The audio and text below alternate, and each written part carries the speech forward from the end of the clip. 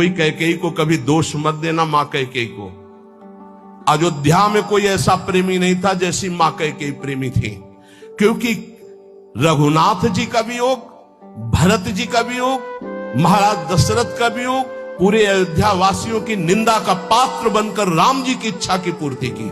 ये माता कैकेयी है, दूसरे में इतनी सामर्थ्य नहीं थी। माता कैकेयी जितना राम जी को प्यार करती थी, शायद है उतना कोई अवध में प्यार करता हो।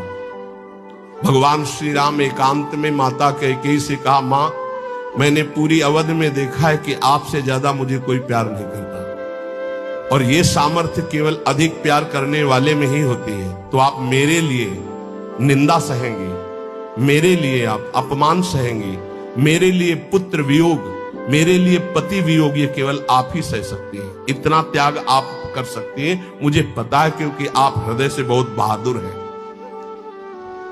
देवासुर संग्राम में साथ गई थी कैकेयी जी महाराज चक्रवर्ती सम्राट दशरथ के।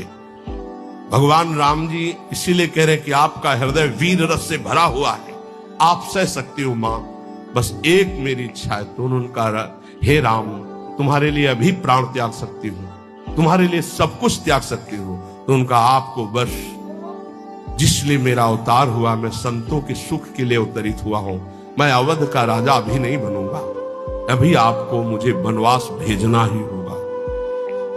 मां कैकेयी ने एकांतिक भगवान की आज्ञा का पालन किया, ये ध्यान रखना।